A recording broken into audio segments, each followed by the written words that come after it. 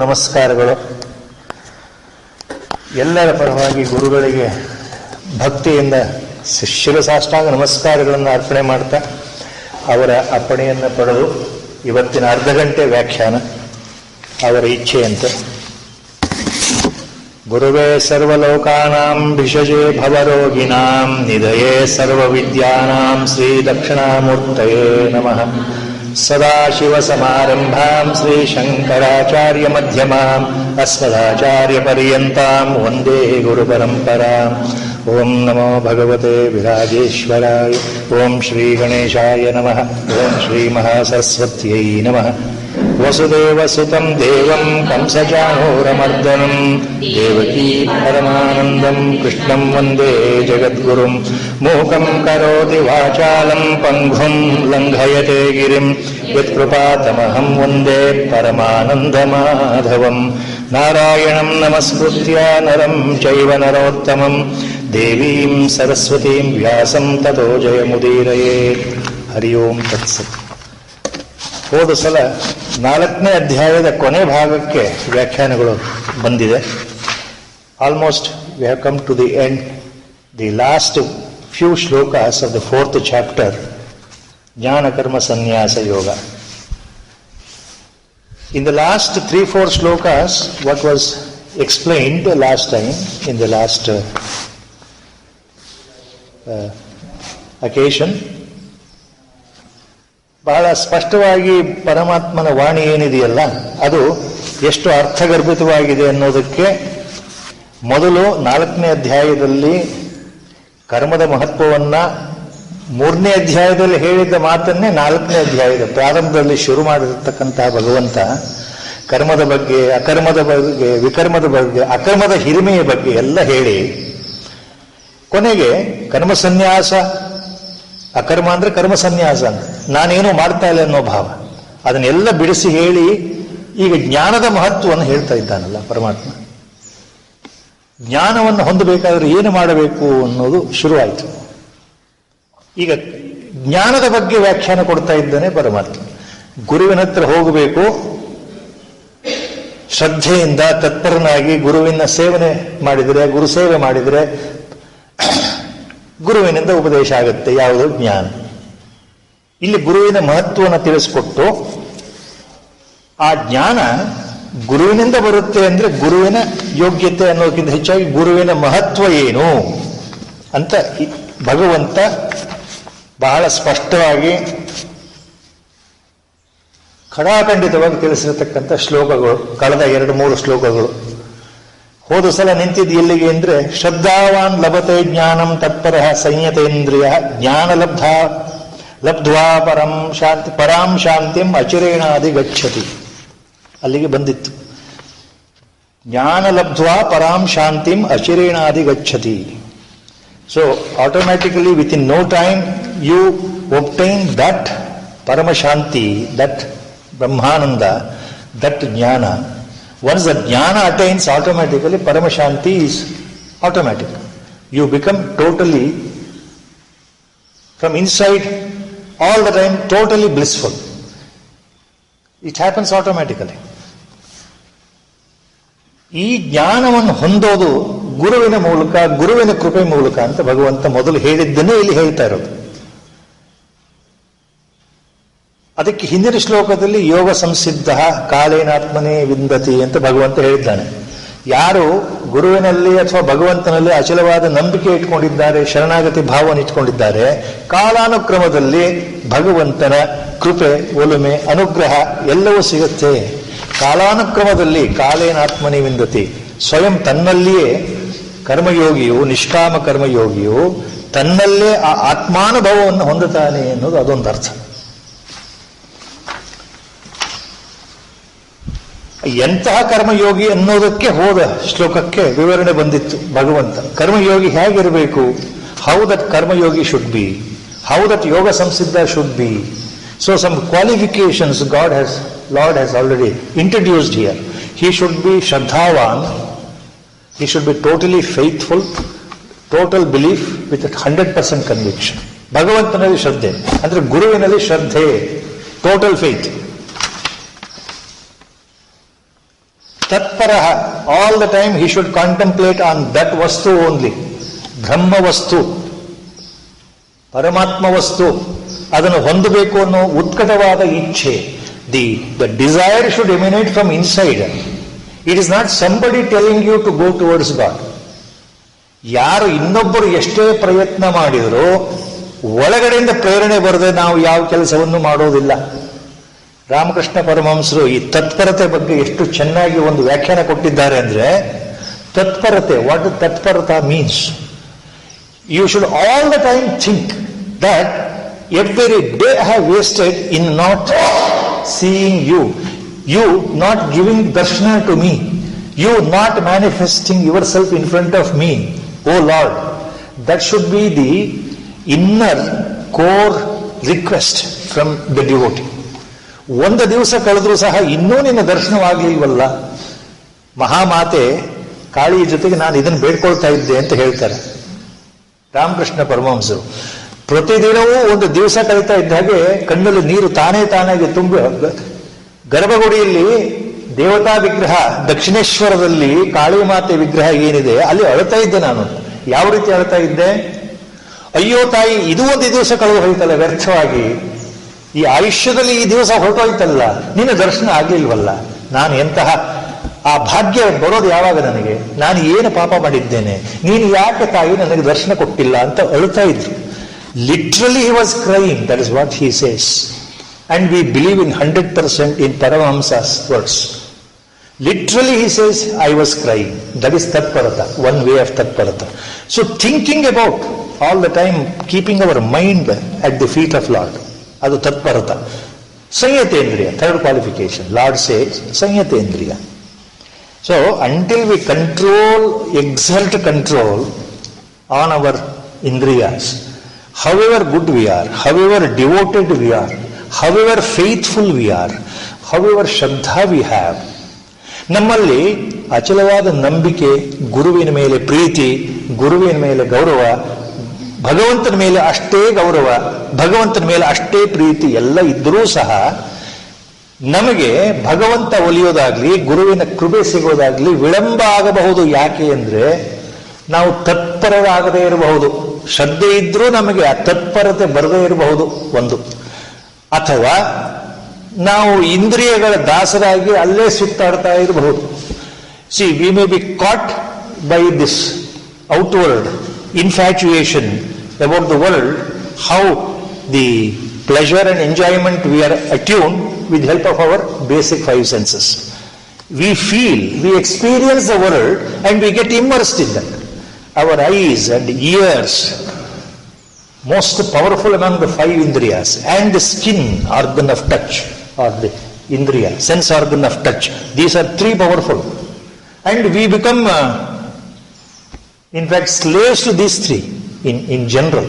So, until we control our vasanas, our natural tendencies to go behind the temporal things in life, ನಮಗೆ ವಿಷಯಗಳ ಹಿಂದೆ ಆಕರ್ಷಣೆ ಇದೆಯಲ್ಲ ಮಾಯೆಯ ಮೂಲಕ, ಇದು ಸತ್ಯ ಅಂತ, ಇದು ಬೇಕು ಅದು ಬೇಕು ಅಂತ, ಆ ವಾಸನೆ ನಮ್ಮನ್ನೇನ್ ಮಾಡುತ್ತೆ, ಆ ವಾಸನೆಗಳು ನಾವು ದಾಸರಾಗ್ಬಿಟ್ಟಿದ್ದೇವೆ ಅಂತ. ಅಂದ್ರೆ ಇಂದ್ರಿಯಗಳನ್ನ ನಾವು ಹತೋಟಿಯಲ್ಲಿ ಇಟ್ಕೊಂಡಿಲ್ಲ ಅಂತ. ಸೊ ಇಂದ್ರಿಯಗಳನ್ನ ಹತೋಟಿಯಲ್ಲಿ ಇಟ್ಕೊಳ್ಳೋದು ಅಷ್ಟೇ ಮುಖ್ಯವಾದ ಒಂದು ಸಾಧನಾ ಮಾರ್ಗ ಅಂತ ಇಲ್ಲಿ ನಮ್ಮ ಗುರುಗಳು ಇದನ್ನು ಯಾವಾಗಲೂ ಹೇಳ್ತಾ ಇದ್ರು. ಅದನ್ನ ಇಂದ್ರಿಯಗಳನ್ನ ಹತೋಟಿಯಲ್ಲಿ ಇಟ್ಕೊಳ್ಳೋದು ಒಂದು ಅರ್ಥ ಏನು, ಸಂಯತೇಂದ್ರಿಯ, or another word in Vedanta use ಜಿತೇಂದ್ರಿಯ. ಇಂದ್ರಿಯಗಳನ್ನು ಗೆದ್ದವನು, ಪಂಚ ಇಂದ್ರಿಯಗಳ ಮೇಲೆ ತನ್ನ ಪ್ರಭುತ್ವವನ್ನು ಸ್ಥಾಪನೆ ಮಾಡತಕ್ಕಂಥವನು.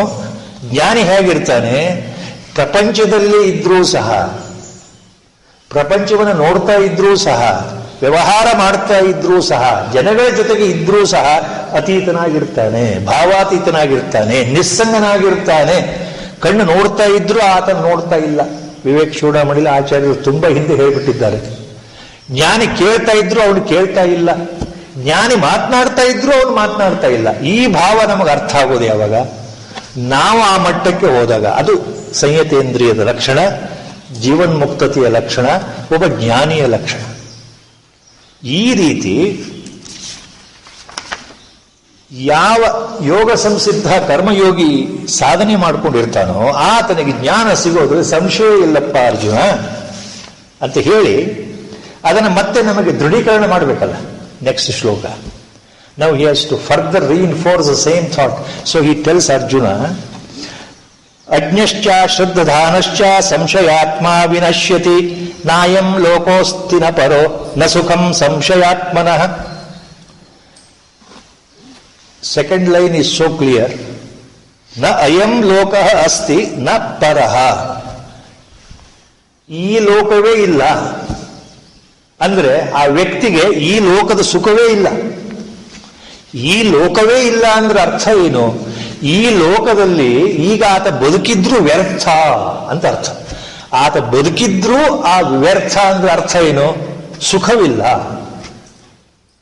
ಈ ಲೋಕದಲ್ಲೇ ಅವನು ಬದುಕಿರುವ ಈ ಕ್ಷಣದಲ್ಲೇ ಆತನಿಗೆ ಸುಖವಿಲ್ಲ. ನ ಅಯಂ ಲೋಕಃ ಅಸ್ತಿ ನ ಪರಃ. ಇನ್ನು ಮರಣಾನಂತರ ಮುಂದೆ ಬೇರೆ ಲೋಕಕ್ಕೆ ಆತ ಹೋದರೆ, ಜೀವಾತ್ಮ ಹೋದರೆ ಅಲ್ಲೇನಾದ್ರೂ ಸುಖ ಇದೆಯಾ ಅಂದ್ರೆ ಪರಲೋಕದಲ್ಲೂ ಸುಖವಿಲ್ಲ. ನ ಅಯಂ ಲೋಕಃ ಅಸ್ತಿ ನ ಪರಃ. ಈ ಲೋಕವೂ ಆತನಿಗೆ ಇಲ್ಲ, ಮುಂದಿನ ಲೋಕವೂ ಇಲ್ಲ, ಪರಲೋಕವೂ ಇಲ್ಲ. See, the person is useless in this life, in this world, or after death in some other world, in the invisible world.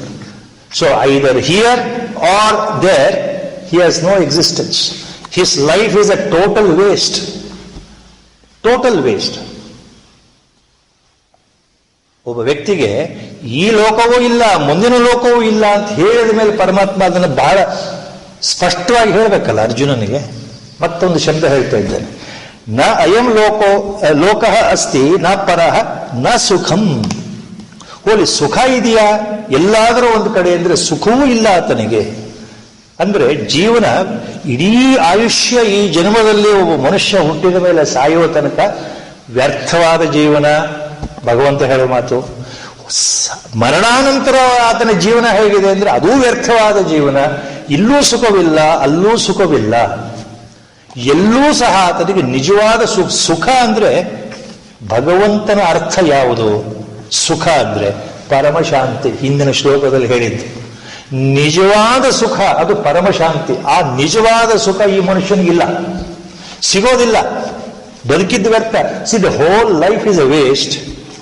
Even after death, life after death, that is also waste. There is no real bliss, no eternal bliss accrued, no sukha at all. That is a point he is telling. ಎಂಥವನಿಗೆ ಮೂರು ಥರ category ಇದೆ. ಎಂತಹ ವ್ಯಕ್ತಿಗೆ ಈ ಸುಖ ಇಲ್ಲ, ಈ ಲೋಕ ಇಲ್ಲ, ಆತನ ಜೀವನ ವ್ಯರ್ಥ ಅಂದ್ರೆ 3 types of categories commentators have divided here in the first line. ಅಜ್ಞಶ್ಚ ಶ್ರದ್ಧಾನಶ್ಚ ಸಂಶಯಾತ್ಮ ವಿನಶ್ಯತಿ. ವಿನಶ್ಯತಿ means he gets destroyed. ಹಾಳಾಗಿ ಹೋಗ್ತಾನೆ, ನಾಶವಾಗಿ ಹೋಗ್ತಾನೆ. ನಾಶವಾಗಿ ಹೋಗೋದು, ಹಾಳಾಗಿ ಹೋಗೋದು ಅಂದ್ರೆ ಅರ್ಥ ಏನು? ವಿನಶ್ಯತಿ means simply he lives like any other animal and then dies without any benefit to anybody, not to himself, not to the others. Like an animal, he is born, he lives, struggles, selfishly he tries to find pleasure and joy in the life, thinking the whole samsara is real, completely deluded by the Maya, goes on fighting restlessly in search of sukha, in search of happiness. So, like animal he lives, like animal he dies. That is the point. Vinashyati means that. ಪ್ರಾಣಿಗಳ ಹಾಗೆ ಕೇವಲ ಭ್ರಾಂತಿಯಿಂದ ಸುಖವನ್ನು ಹುಡುಕ್ತಾ ಕೊನೆಗೊಂದು ದಿವಸ ಸತ್ತು ಹೋಗೋದು, ಮರಣವನ್ನು ಹೊಂದುವುದು. ಯಾರು 3 ಥರ ಕೆಟಗರಿ, 3 ಥರ ಜನಗಳಿದ್ದಾರಪ್ಪ. ಒಬ್ಬನು ಅಜ್ಞ, ಎ ಪರ್ಸನ್ ಟೋಟಲಿ ಇನ್ ಅವಿದ್ಯ, ಟೋಟಲಿ ಇಗ್ನೋರೆಂಟ್. ಅಜ್ಞ ಅಂದ್ರೆ please remember, not it doesn't mean illiterate person. Even a literate person, well educated person, intellectual person, rational person, Even he may be a scientist, whatever may be the vidya, laukika vidya. That is not the question.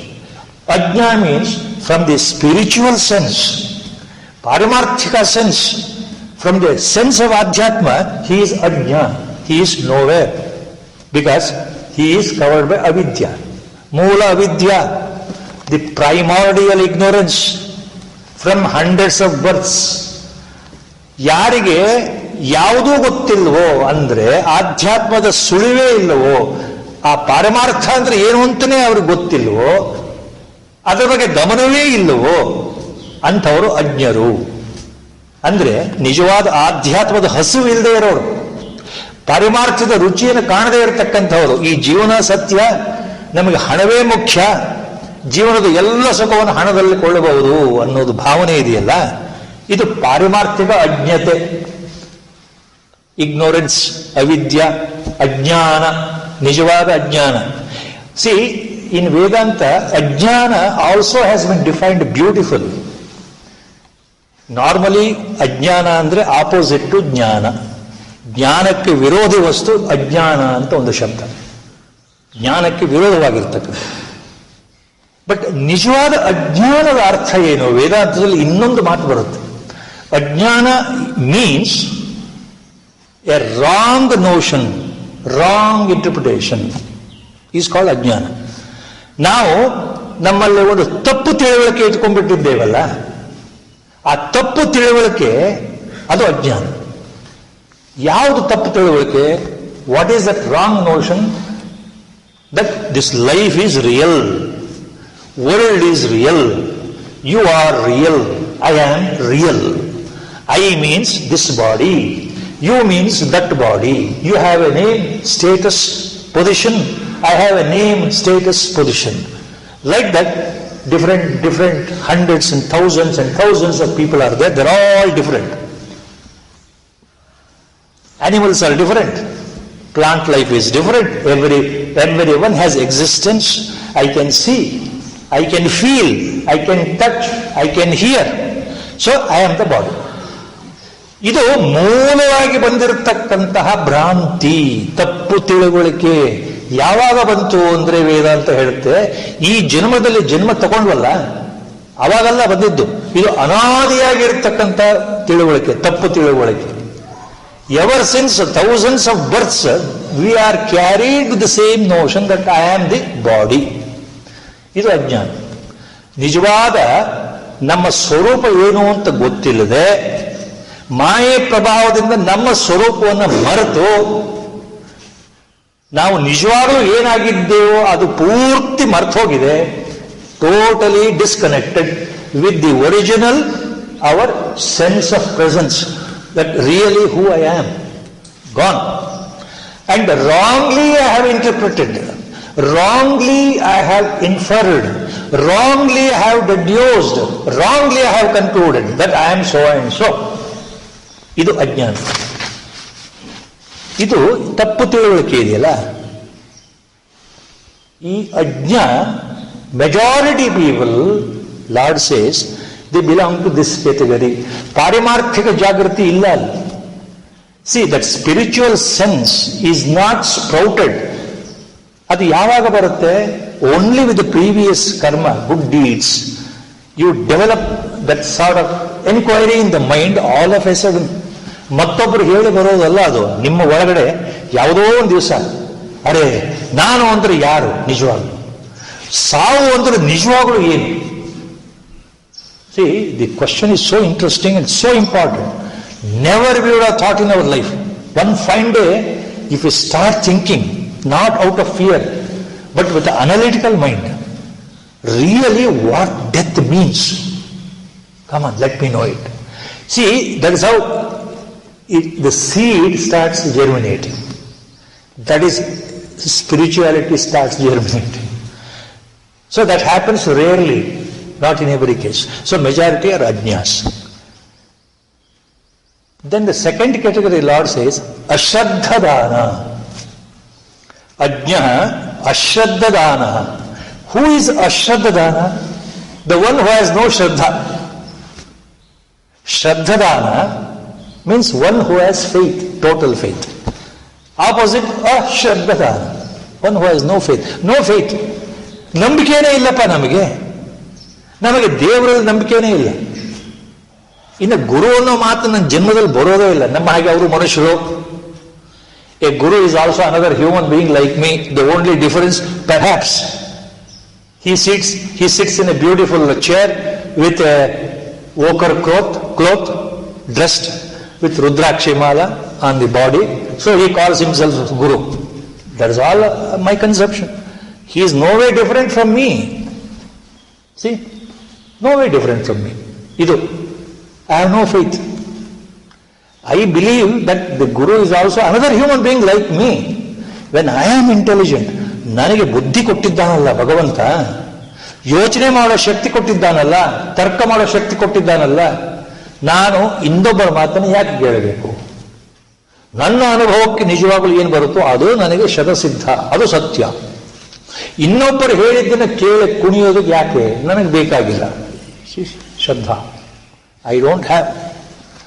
ಅದೇ ರೀತಿ ಪರಮಾತ್ಮನಲ್ಲಿ, ಪರಮಾತ್ಮ ಇದ್ದಾನೋ ಇಲ್ವೋ ನಮಗೆ ಏನಿದೆ guarantee?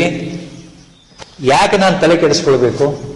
Y I should worry and bother about the all pervading, omni present, omni potent, all these words Vedantins use, they have no meaning at all to me.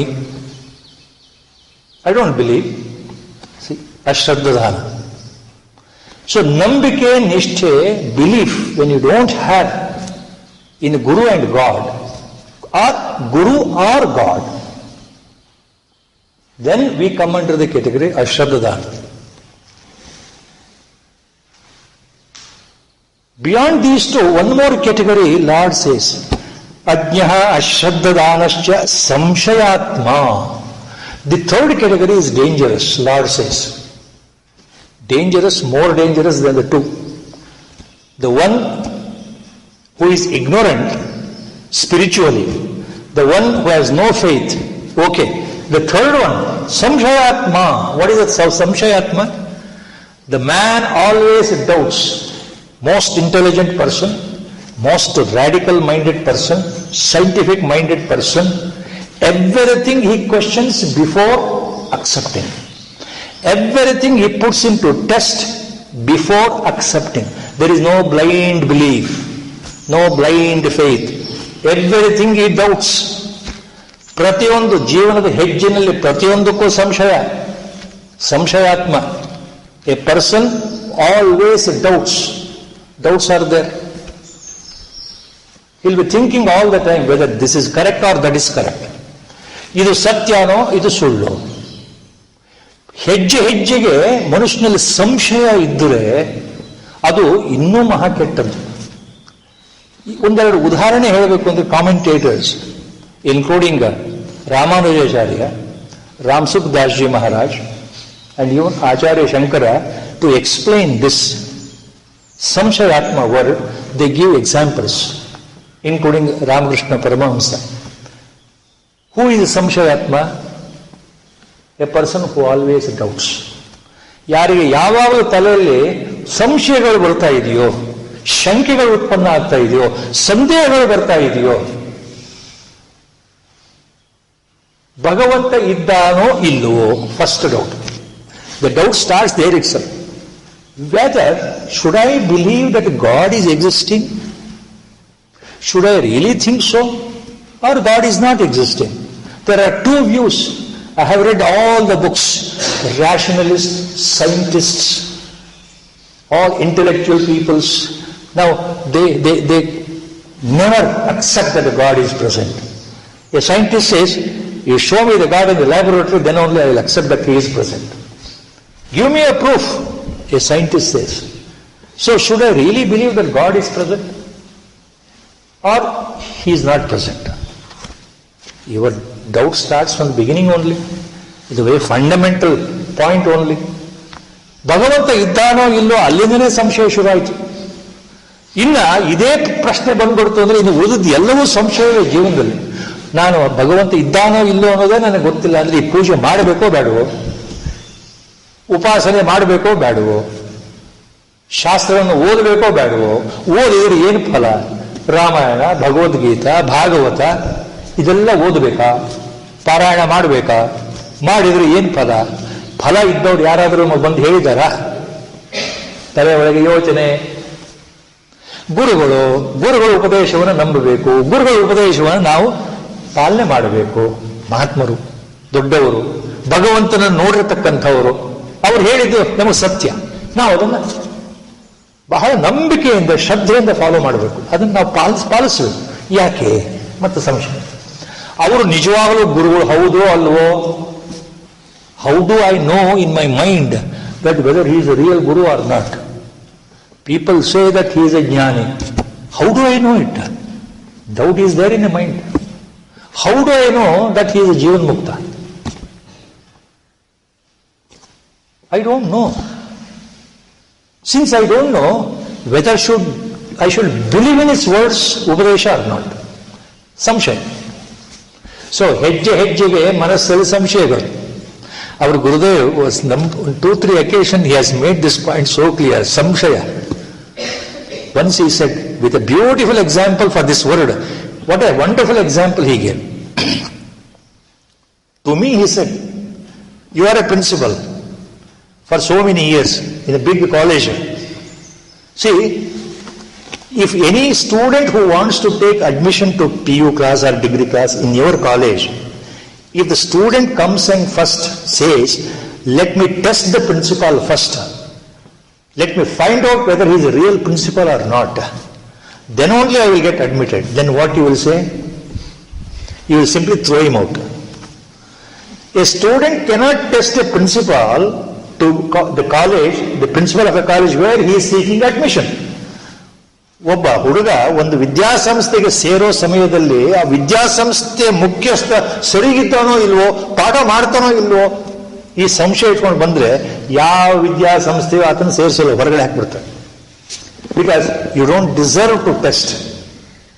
As a student you have no capacity to test higher authority. There is some other process by which that can be ascertained, but you have no authority. Gurudev ಹೇಳಿದ ಮಾತು ಹಾಗೆ. ಇವರು ಮಹಾತ್ಮರು, ಗುರುಗಳು ಅಂತ ನನಗೆ ಸಂಶಯ ಬಂದಿದೆಯಲ್ಲ, ಸಂಶಯ ಇಟ್ಕೊಂಡು ನಾನು ಅವ್ರ ಹತ್ರ ಹೋದ್ರೆ ಯಾವ ಕೆಲಸವೂ ಇಲ್ಲ. ಗುರುವಿನ ಬಗ್ಗೆನೇ ನಿಮ್ ಸಂಶಯ ಇದ್ರೆ ಗುರು ಉಪದೇಶ ನಿಮಗೆ ಹೇಗೆ ನಾಟುತ್ತೆ? ಖಂಡಿತ ನಾಟೋದಿಲ್ಲ. ಅಂತವರು ಅಯೋಗ್ಯ ಶಿಷ್ಯರು, ಅಂತವ್ರನ್ನ ಗುರು ಹತ್ತಿರದಲ್ಲೇ ಸೇರಿಸೋದಿಲ್ಲ, ದೂರದಿಂದಲೇ ಕಳಿಸಿಬಿಡ್ತಾನೆ ಗುರು ಅಂತ ಹೇಳಿದ್ರು. ಅವ್ರ Gurudev mention this point. A guru knows if a person is full of doubts, has no belief at all, no faith at all, he is never called into the inner circle. He is allowed to go out as the way he comes in, he goes out. No kataksha, no anugraha, no grace, because he doesn't deserve it. That's what our Gurudev said. Because it doesn't deserve in this life. ಈ ಜನ್ಮದಲ್ಲಿ ಅವನಿಗೆ ಯೋಗ್ಯತೆ ಇಲ್ಲ ಅಂತ ಗುರುವಿಗೆ ಗೊತ್ತಿರುತ್ತೆ, ಆಧ್ಯಾತ್ಮ ಯೋಗ್ಯತೆ ಇಲ್ಲ, ಅದಕ್ಕೋಸ್ಕರ ಹಾಗೆ ಸುಮ್ಮನೆ ಇರ್ತಾರೆ, ಯಾವ ಉಪದೇಶವನ್ನು ಮಾಡೋದಿಲ್ಲ. ಬಂದ ವ್ಯಕ್ತಿ ವಾಪಸ್ ಹೋಗ್ತಾನೆ. ಗುರುಗಳ ದರ್ಶನಕ್ಕೆ ಬಂದಿದ್ದ ಅನ್ನೋ ಒಂದು ನೆಪ ಬಿಟ್ರೆ ಮತ್ಯಾವ ಪ್ರಯೋಜನವೂ ಆ ವ್ಯಕ್ತಿಗೆ ಆಗೋದಿಲ್ಲಪ್ಪ ಅಂತ ನಮ್ಮ ಗುರುಗಳು ಹೇಳಿದ ಮಾತು.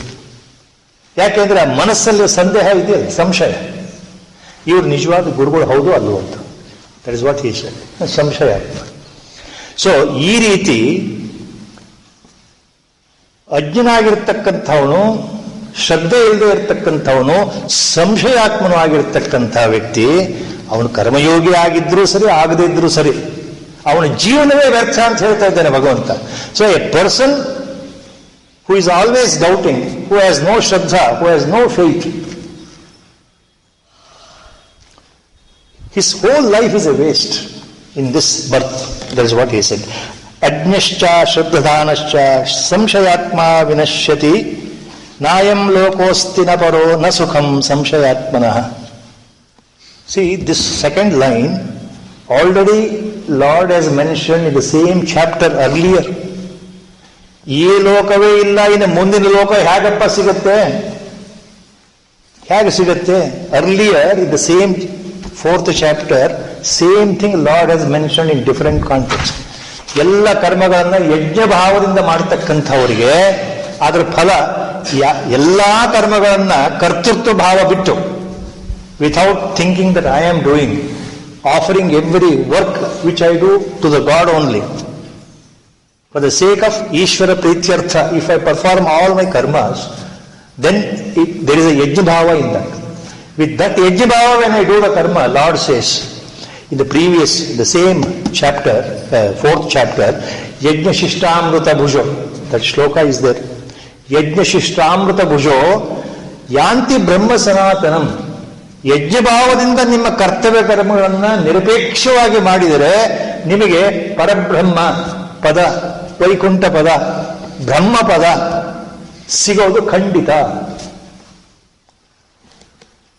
ಆ ಥರ ಇಲ್ಲದೆ ಇರತಕ್ಕಂಥವನಿಗೆ, ಸ್ವಾರ್ಥಿಯಾಗಿರೋವನಿಗೆ, the one who is selfish with the feeling that I am doing this work for my benefit and for my people, me and mine, with that feeling, ಸ್ವಾರ್ಥಿಯಾಗಿ ಯಾರು ಕರ್ಮಗಳನ್ನು ಮಾಡ್ತಾ ಇದ್ದಾರಲ್ಲ ಜೀವನದಲ್ಲಿ, ಕೇವಲ ಸ್ವಾರ್ಥ ದೃಷ್ಟಿಯಿಂದ, ಅಂಥವರಿಗೆ ಈ ಲೋಕವೂ ಇಲ್ಲ, ಮುಂದಿನ ಲೋಕವೂ ಇಲ್ಲ ಅಂತ ಮೊದಲೇ ಹೇಳಿಬಿಟ್ಟಿದ್ದಾನೆ ಪರಮಾತ್ಮ. ನಾಯಂ ಲೋಕೋ ಅಸ್ತಿ ಅಯಜ್ಞಸ್ಯ ಕುತೋನ್ಯ ಕುರುಸತ್ತಮ. Same word, same point again he has used here. ನಾಯಂ ಲೋಕೋಸ್ತಿನ ಪರೋನ ಸುಖಂ ಸಂಶಯಾತ್ಮನಃ.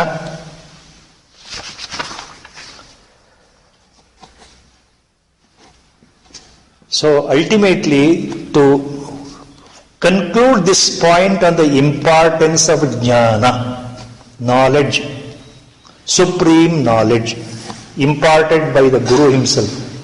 ಗುರುವಿನ ಮೂಲಕ, ಗುರುವಿನ ಅನುಗ್ರಹದಿಂದ ಯಾರಲ್ಲಿ ಈ ಭಾವ ಜಾಗೃತವಾಗಿ ಯೋಗ ಸಂಸಿದ್ಧನಾಗಿದ್ದಾನೆ, ನಿಜವಾದ ಕರ್ಮಯೋಗಿಯಾಗಿದ್ದಾನೆ ಅಂದರೆ, ತನ್ನ ದೈನಂದಿನ ಎಲ್ಲಾ ಕೆಲಸಗಳನ್ನ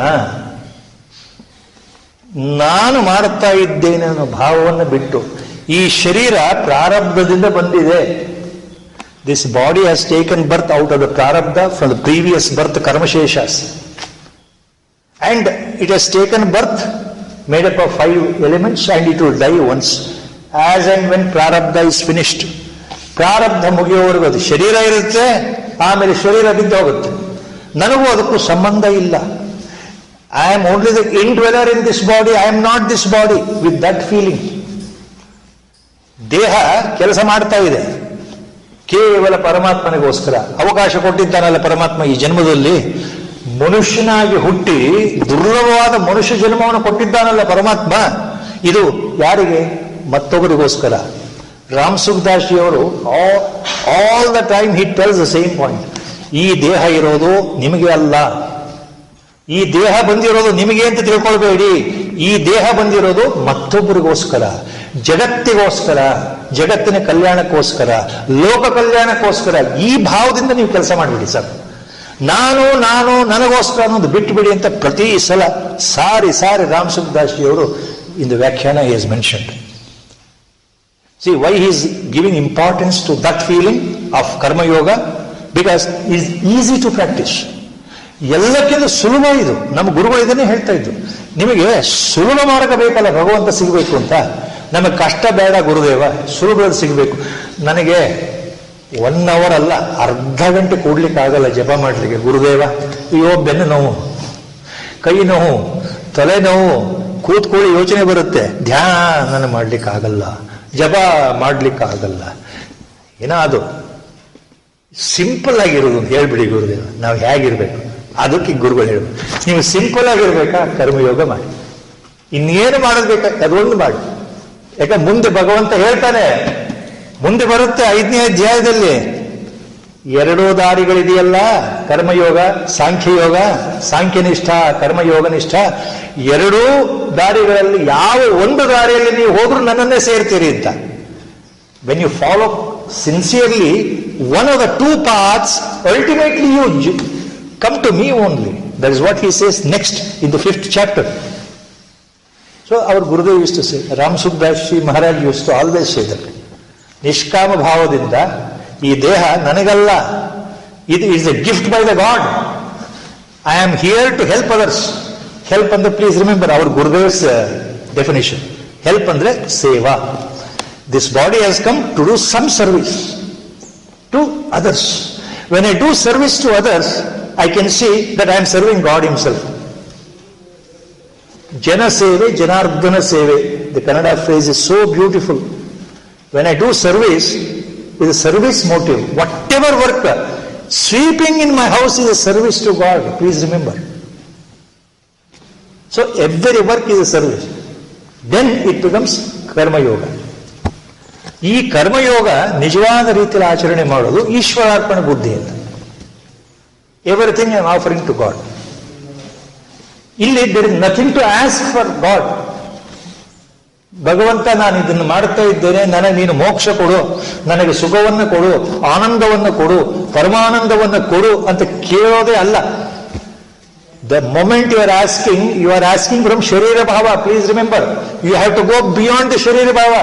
Where is that Sharira mind for you to ask? Give me that, give me this. There is nothing to ask. Because there is no second entity in front of you to ask ultimately. Finally, ನಿಮ್ಮ ಎದುರಿಗೆ ಇನ್ನೊಂದು ವಸ್ತು ಇದ್ರೆ ಕೇಳಬಹುದಪ್ಪ, ನನಗದು ಕೊಡು ಅಂತ. ಇರೋದು ಒಂದೇ ವಸ್ತು, ಅಲ್ಲಿರೋದು ಇಲ್ಲಿರೋದು ಒಂದೇ ಅಂತ ಆದಮೇಲೆ ಯಾರನ್ನ ಕೇಳ್ತೀರಿ? What is that you are going to ask? That is ಈಶ್ವರಾರ್ಪಣ ಬುದ್ಧಿ. Acharya is very fond of that word. ಕೇವಲ ಈಶ್ವರ ಪ್ರೀತ್ಯರ್ಥಂ. So let us do our service, work in the form of service. ಅದು ರಿಯಲ್ ಕರ್ಮಯೋಗ. ಸೊ ಬೈ ಗುರುಸ್ ಗ್ರೇಸ್ ಸಂಕಲ್ಪ, today we are stopping here. ವಸುದೇವಸುತಂ ದೇವಂ ಕಂಸಚಾಣೂರಮರ್ದನಂ ದೇವಕೀ ಪರಮಾನಂದಂ ಕೃಷ್ಣಂ ವಂದೇ ಜಗದ್ಗುರುಂ. ಮೂಕಂ ಕರೋತಿ ವಾಚಾಲಂ ಪಂಗುಂ ಲಂಘಯತೆ ಗಿರಿಂ ಯತ್ಕೃಪಾತಮಹಂ ವಂದೇ ಪರಮಾನಂದ ಮಾಧವಂ. ನಾರಾಯಣಂ ನಮಸ್ಕೃತ್ಯ ನರಂ ಚೈವ ನರೋತ್ತಮಂ ದೇವೀಂ ಸರಸ್ವತೀಂ ವ್ಯಾಸಂ ತತೋ ಜಯಮುದೀರಯೇತ್. ಹರಿ ಓಂ ತತ್ಸತ್.